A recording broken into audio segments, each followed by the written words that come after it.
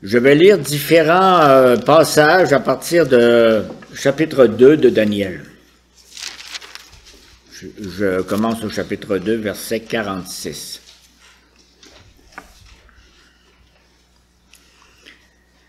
Et avant cette lecture, demandons un peu comme on l'a demandé dans notre chant. Prions.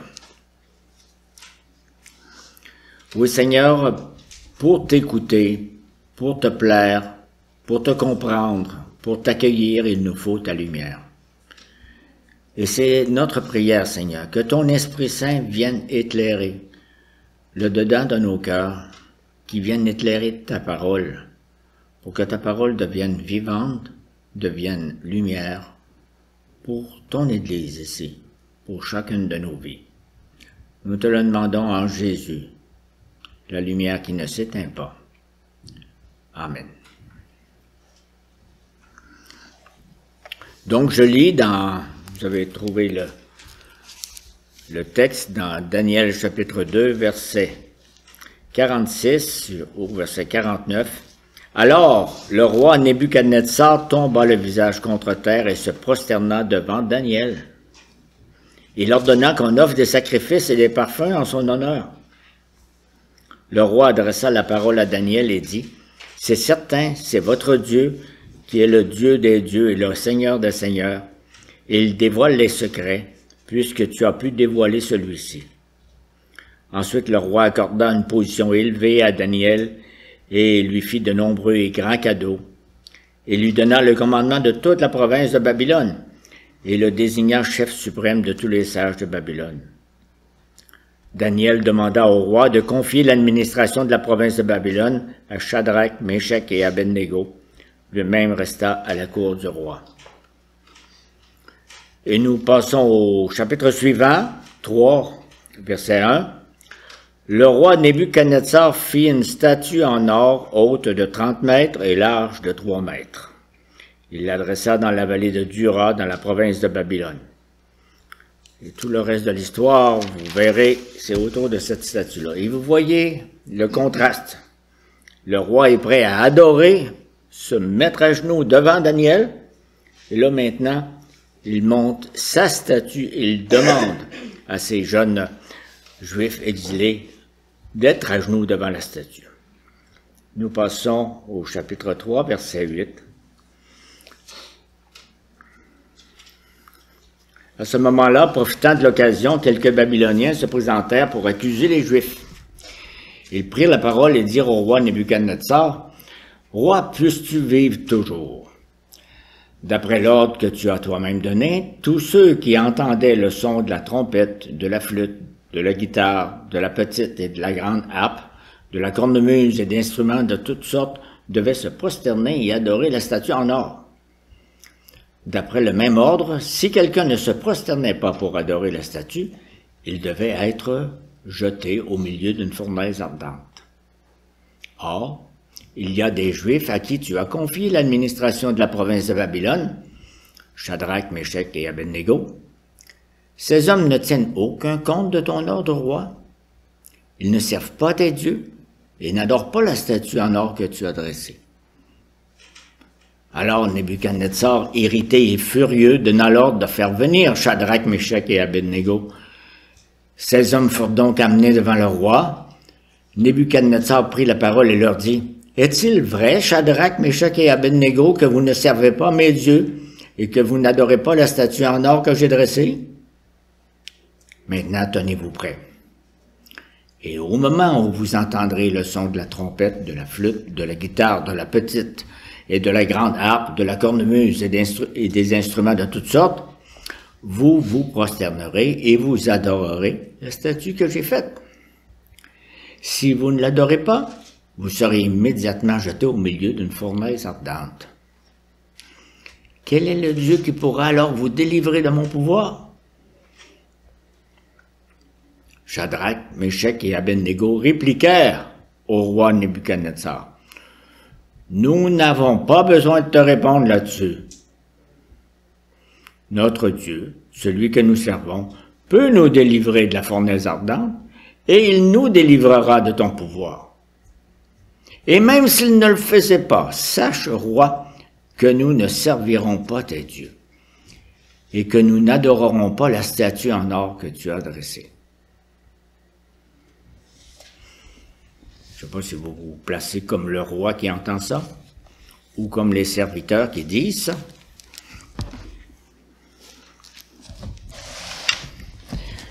J'ai emmené ma Bible second 21 avec des notes, parce que je vais lire quelques-unes des notes. Et l'introduction du livre de Daniel se lit comme suit dans cette Bible-là. Un tremblement de terre ébranle les fondements de notre sécurité.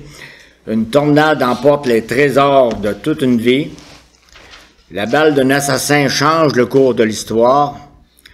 Un alcoolique au volant fait une victime. Un divorce brise un foyer. Les tragédies internationales et les tragédies personnelles font de notre monde un endroit plutôt effrayant, dominé par le mal, et échappant apparemment à tout contrôle. Vous savez que cette liste-là, hein, avec les événements qu'on entend tous les jours, vous pouvez la continuer longtemps. On appelle ça la litanie des bombardements, des coups d'État, des assassinats et des désastres naturels, peut nous emmener à penser que Dieu est absent ou pas capable, impuissant. Dieu, où es-tu?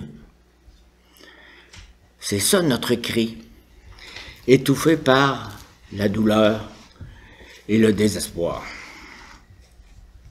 3 points d'abord. C'est qui Babylone? Souvent, on entend le mot Babylone quand on lit l'Apocalypse. Je vais lire quelques versets dans l'Apocalypse, chapitre 17, à la toute fin, où je lis rapidement là, même des extraits de ces versets-là, versets 3, 5, 6. Une femme assise sur une bête, couverte d'un nom blasphématoire. Sur son front était écrit un nom, un mystère. Babylone la grande, la mère des prostituées et des abominations de la terre. Cette femme ivre du sang des saints, du sang des témoins de Jésus. Babylone ici, c'est la prostituée spirituelle, prostituée parce qu'elle veut prendre la place de l'épouse véritable de l'Église de Jésus-Christ. Cette Babylone de l'Apocalypse, elle combat le bien, est hostile à Dieu et aux croyants. C'est elle qui dirige les persécutions. Comme ce livre de l'Apocalypse est écrit dans le 1er siècle de l'Église, quand la nation Babylone n'existait plus, les chrétiens comprenaient en lisant l'Apocalypse que ça parlait de Rome, qui les persécutait. Mais on ne voulait pas nommer Rome. Le pouvoir romain prenait plaisir à persécuter les chrétiens. Voilà pour le langage apocalyptique. Dans Daniel, nous avons la vision historique du royaume de Babylone au 6e siècle avant Jésus-Christ. Donc, on est plusieurs centaines d'années avant le texte de l'Apocalypse. Et la Babylone de Daniel, à l'époque de Daniel, est conquérante. Elle a vaincu les féroces Assyriens, elle a conquis Jérusalem, elle a déporté les habitants de Jérusalem les mieux instruits, et elle a vidé le temple de ses trésors religieux et sacrificiels. Vous voyez juste par la façon de conquérir que Babylone, elle choisit son butin. Parce que Babylone est stratégique. Stratégique dans le sens qu'elle n'abolit pas les croyances qui arrivent des pays conquis. Elle amène tout ça, y compris les dieux, les croyances, mais elle ne les abolit pas. Elle ajoute. Pour la religion des Juifs, elle prend le Dieu d'Abraham, la Torah, les prêtres et les autorités religieuses, et elle les ajoute au système religieux des autres nations qu'elle a déjà vaincues. Ça nous paraît une religion inclusive, emmenez-en, on n'a jamais assez de Dieu, qui admet des croyances et des pratiques très diverses, au risque de grandes contradictions, n'est-ce pas? Mais en pratique, ça se passe pas de même. Ça, c'est en théorie. En pratique, c'est pas si permissif que ça. Parce que le roi décide, cette année, nous prenons le dieu un tel comme le dieu de Babylone, que tous les habitants se prosternent devant sa représentation, et obéissent à ses préceptes. Cette année, c'est un tel. Puis en fin de compte, c'est le roi de Babylone qui est le chef religieux. C'est lui qui décide. Et donc, faisons attention, même aujourd'hui, à ces pouvoirs civils qui se donnent le droit de décider quoi croire et quoi ne pas croire. L'attitude babylonienne est peut-être plus proche de nous que nous le pensons. Toutefois, le Dieu d'Israël, c'est pas le Dieu de Babylone, c'est pas le Dieu de Nebuchadnezzar, il est le Dieu du ciel et de la terre. Il est un et ne partage pas son trône avec d'autres dieux. Et le prophète Jérémie reçoit une parole qui indique pas mal la position de Babylone dans le projet de Dieu.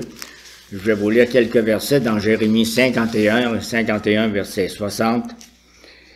Jérémie enregistra par écrit dans un livre tous les malheurs qui devaient frapper Babylone, toutes ces paroles écrites à l'intention de Babylone.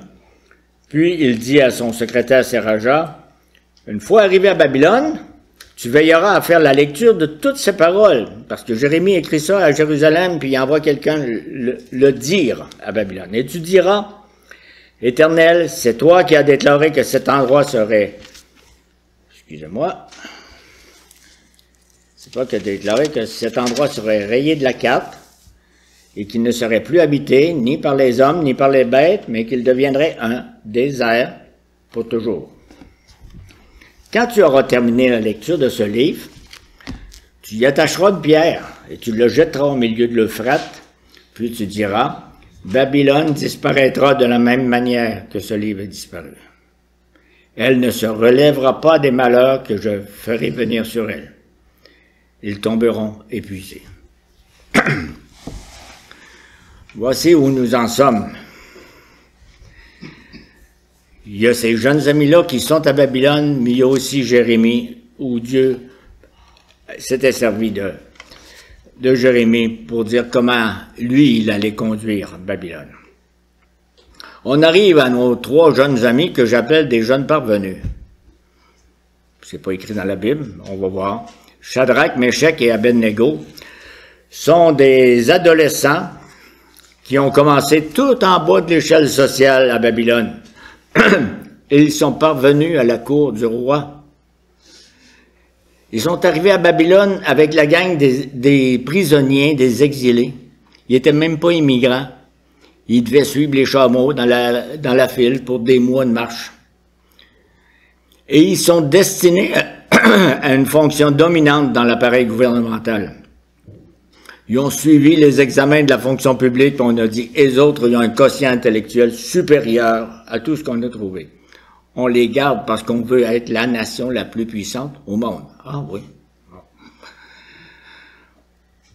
Nous disons trois jeunes amis, mais au fond, ils sont quatre, avec Daniel. C'est tous des amis de Daniel. Ils sont séparés, Daniel et eux, dans leur fonction, mais unis dans leur même intention. Ils sont unis dans leur foi et dans leur obéissance. Et ils sont inscrits dans la meilleure école royale. C'est comme, ici, ce que nous entendons parler au Québec, c'est comme une université américaine renommée et qui offre des formations au hockey. Si on a un jeune du Québec qui s'en va là, il va recevoir plus qu'une formation professionnelle. Mais il va avoir les meilleurs précepteurs, il sera logé, nourri. Et là-bas, les amis de Daniel sont nourris par les cuisiniers du roi, parce qu'ils sont à la cour du roi. Et les quatre amis se distinguent non seulement par leur sagesse, mais aussi par leurs exigences diététiques. Nous ne mangerons pas de cette viande. Le Dieu d'Israël ne le permet pas. Ça commence bien. Le chef est pas mal contrarié. Si vous perdez votre look santé, et si vous maigrissez, c'est moi qui sera puni à cause de ce que vous faites là. Les amis, ensemble, ils négocient une entente. Ils disent, faisons un essai de 10 jours avec notre menu sans viande. Si notre condition corporelle est évaluée de façon positive à la fin des 10 jours, tu auras la preuve que notre menu est notre Dieu sont fidèles et que ça marche. La proposition des amis ne vient pas seulement de leur courage. Cette proposition-là, c'est pas politique, c'est une mise en pratique de leur foi. Ils ont certainement entendu la promesse écrite dans une lettre du prophète Jérémie. Puis là, je lis un autre passage dans le chapitre 29, qui dit, dans mes mots, « Arrêtez de marmonner du matin au soir. Quand est-ce que nous allons retourner à Jérusalem? Vous allez rester là. Construisez-vous une vie sociale. Travaillez pour la prospérité de Babylone, du pays qui vous accueille. Mais faites-le sans vous plier à toutes leurs exigences religieuses et à toutes leurs idoles. » Je vais lire le passage intégral de Jérémie 29, verset 4. C'est un passage assez important parce qu'aujourd'hui, on en parle comme façon de vivre notre foi dans une autre culture. 29, verset 4. Voici ce que dit l'Éternel, le Maître de l'univers, le Dieu d'Israël, à tous les exilés que j'ai emmenés de Jérusalem à Babylone. Construisez des maisons et habitez-les. Plantez des jardins, mangez-en les fruits. Mariez-vous et ayez des fils et des filles. Donnez des femmes en mariage à vos fils et des maris à vos filles, pour qu'elles mettent au monde des fils et des filles. Augmentez en nombre là où vous êtes et ne diminuez pas. Recherchez le bien-être de la ville où je vous ai exilé et intercédez auprès de l'Éternel en sa faveur, parce que votre propre bien-être est lié au sien. Ça vous surprend peut-être un peu, hein? Quand on est des réfugiés dans un autre pays, là, on se dit quand est-ce qu'on va sortir, vous voyez ça? Puis on ne vit pas dans cet état-là, on vit dans un état de survie. Quand est-ce que le camion de nourriture va arriver? Quand est-ce que l'infirmière va arriver? Non, non, construisez votre vie, travaillez au bien-être de cette ville qui est allée vous chercher, attachée avec les soldats. Est arrivée la statue de Nabuchodonosor, avec l'obligation pour tous les citoyens de se prosterner dans un geste d'adoration. Comment nos amis allaient répondre? Parce que là, vous voyez que ces amis-là, ils sont en train de monter en grade dans l'administration du pays. Ils sont tout proches du roi. Est-il possible de respecter à la fois le roi et à la fois la loi de Dieu? Tu n'adoreras pas d'autre Dieu que moi. Il y a eu une tentation de se compromettre, là. Est-ce qu'on peut faire les deux? On va peut-être essayer. C'est possible. Je peux me prosterner comme demandé et en même temps, dans mon cœur, je donne pas de valeur à ce geste-là. Je crois quelque chose, mais je fais d'autres choses. Les amis n'ont pas accepté cette suggestion-là. Et une autre possibilité, je fais pas de mal à personne en m'inclinant devant cette statue le soir à noirceur. Ou encore une autre façon de relativiser mon geste. Mes ancêtres juifs, là-bas dans le royaume d'Israël, le royaume de Juda, ils ont fait bien pire en matière d'idolâtrie que ce que je vais faire. Ils ont fait bien pire quand ils étaient tout près de la Phénicie, puis ils adoraient des Baals. Les amis de Daniel ont cédé à aucune de ces tentations de compromis. Et nous autres? Quand vient l'occasion de dire nos convictions, ça nous arrive, hein? Quand vient le temps d'agir selon la parole de Dieu et d'en payer le prix, comment on s'en sort? Comment, comme ces jeunes amis-là, obéir à Jérémie qui dit travailler pour le bien-être de ce pays, mais ne suivez pas leur Dieu. Vous n'êtes pas comme les autres, mais travaillez avec les autres. Je n'ai pas la réponse. Au chapitre 3, les versets 16 à 18, que je trouve les versets importants dans tout ça, qui est le pouvoir de notre Dieu. Shadrach, Meshach et Abednego répliquèrent au roi Nebuchadnezzar. Il ne semble pas très conciliateur. En passant, là, en tout cas, je ne sais pas si Vous voyez des parallèles avec les discussions politiques actuelles. Nous n'avons pas besoin de te répondre là-dessus. Notre Dieu, celui que nous servons, peut nous délivrer de la fournaise ardente, et il nous délivrera de ton pouvoir, roi. Et même s'il ne le faisait pas, sache, roi, que nous ne servirons pas tes dieux, que nous n'adorons pas la statue en or que tu as dressée. Vous pouvez retenir juste ça. C'était pas ce verset-là qu'il y avait pour les enfants ce matin. Je divise ça en trois parce qu'ici, il y a trois intervenants. Il y a Dieu, il y a bien sûr le roi, et il y a les trois amis. En premier lieu, le roi Nebuchadnezzar. Il s'adresse au roi. « Tu connais notre foi juive? Tu as entendu notre engagement pour Dieu déjà? Nous disons, tu as entendu même notre engagement devant l'Église. C'est l'équivalent de s'engager comme membre. C'était telle date, telle année que je me suis engagé. J'ai répondu à l'appel du Seigneur en m'appuyant sur l'obéissance de Jésus à la croix. J'ai pas besoin de répondre une fois de plus. La réponse est la même qu'à cette date-là. Nous n'avons pas besoin de te répondre là-dessus au roi. Tu nous connais et tu connais notre foi. Et ceci, même si toi tu changes tes lois en ajoutant des statuts ou en interdisant la prière dans les lieux publics ou en interdisant de louer un local dans une école, je ne change pas. Et si tu te fâches en coupant les avantages fiscaux aux églises, ou en augmentant le feu dans la fournaise, ma réponse est la même aujourd'hui. Toi, tu changes, mais le Dieu sur lequel je m'appuie est le même, il demeurera le même. En tout cas, il n'était pas seulement wise, il était du front. Un deuxième intervenant dans le passage, c'est le Seigneur. Il est présenté au verset 17. Notre Dieu, celui que nous servons, peut nous délivrer de la fournaise ardente, et il nous délivrera de ton pouvoir, ô roi. Le pouvoir du roi est entre les mains du Seigneur. Le roi s'en doute pas. Mais si je vais dans un autre chapitre suivant, chapitre 4 de Daniel,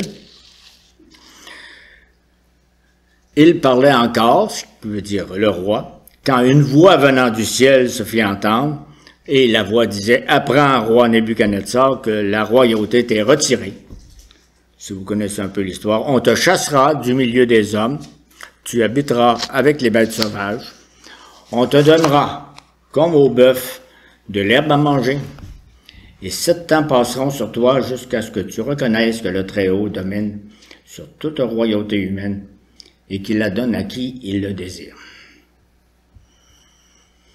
Si vous lisez ça, là, c'est que le roi il a appris c'était quoi le monde animal. En une seule nuit, les Babyloniens ont été chassés de Babylone. Et les Perses, qui ont pris la place des Babyloniens sans combattre du tout, ont été des instruments de Dieu pour le retour des Juifs à Jérusalem. En continuant la lecture, dans le chapitre 10 du livre de Daniel, c'est Cyrus, qui est appelé serviteur de Dieu, qui envoie Esdras avec un édit pour reconstruire le temple à Jérusalem. En Daniel chapitre 11, Néhémie est nommé gouverneur de Jérusalem par le roi Artaxerxès, un autre roi de la descendance perse. Quelle est la puissance mondiale en 2025? Vous avez la réponse dans Daniel chapitre 5. Les trois amis ont répondu à quelle est la puissance mondiale. Ils ont donné la réponse en chapitre 3. Et nous autres, c'est quoi notre réponse? Quelle est la puissance qui gouverne maintenant, qui parle fort ou qui parle pas, mais qui gouverne vraiment? Avons-nous crainte que Dieu oublie de diriger les rois et les présidents que nous rencontrons?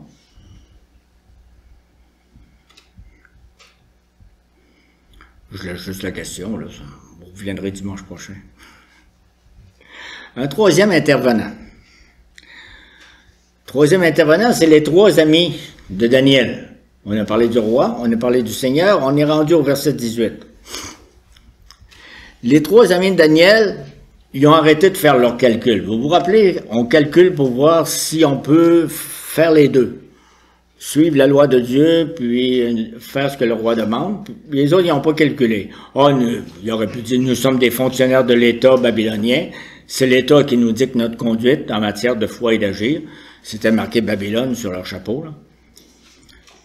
Il est vrai qu'honorer les autorités terrestres, ça fait partie de la loi du Seigneur, mais c'est ce que ça va jusqu'à ce que notre ami Nabuchodonosor demande.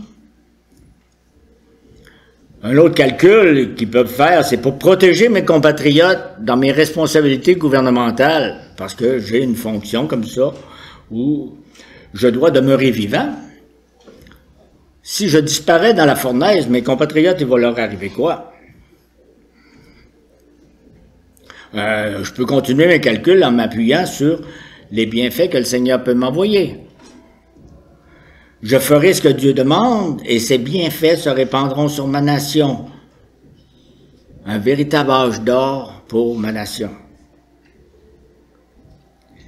On y a trouvé un nom qu'on n'a pas dans la Bible, on l'appelle l'Évangile de la prospérité.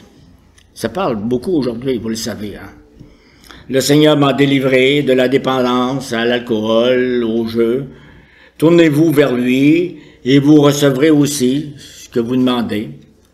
Voici, il y a une façon d'être prospère et de recevoir des bénédictions. Est-ce que nous sommes en train d'honorer le bienfait ou honorer le Seigneur? J'ai la tendance de nommer cette attitude un calcul de rentabilité de mon investissement en matière de foi. Si je donne ça au Seigneur, je vais avoir quoi? Ah oui, calcul. Le Seigneur l'a déjà fait, le calcul. Puis tu lis ça, tu vas le voir. Il y en a plusieurs autres qui ont fait le calcul. Vous les avez entendus dimanche dernier dans le chapitre 11 de l'Évangile aux Hébreux, puis vous allez les réentendre d'autres. Qu'est-ce que c'est que marcher par la foi? Le chapitre 11 de Hébreux, c'est le chapitre de nos pères dans la foi. Il nous écrit, le Seigneur, sur le caractère de leur foi et sur ce qu'ils ont obtenu. N'oubliez pas, sur ce qu'ils ont obtenu. Je prends le verset 13 du chapitre 11. C'est dans la foi que les patriarches, là, Abel, Noé, Abraham, ils sont tous morts sans avoir reçu les biens promis. Mais ils les ont vus et salués de loin, et ils ont reconnu qu'ils étaient étrangers et voyageurs sur la terre.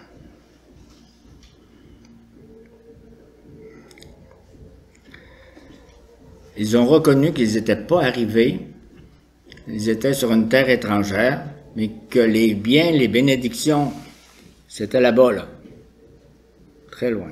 Au verset 16. En réalité, ils désirent une meilleure patrie, c'est-à-dire la patrie céleste. C'est pourquoi Dieu n'a pas honte d'être appelé leur Dieu, car il leur a préparé une cité.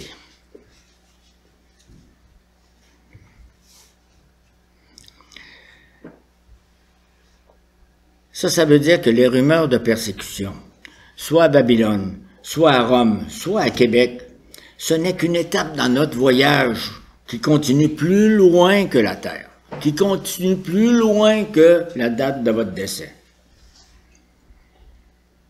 Il y a ce texte-là qui parle très fort et j'y crois à tout ça parce que j'ai un petit événement que j'ai vécu qui m'a vraiment... Il y a quelques années, j'ai entendu une réflexion très évocatrice sur l'avenir dans le ciel. J'avais une collègue qui était à l'hôpital dans ses derniers jours de bataille contre le cancer, puis c'était le matin. Les préposés lui ont emporté son plateau, le plateau pour son déjeuner, puis elle regarde le plateau, elle me regarde, elle dit calmement, elle dit ils me servent des toasts, et il dit, au ciel, ils sont en train de me préparer un banquet.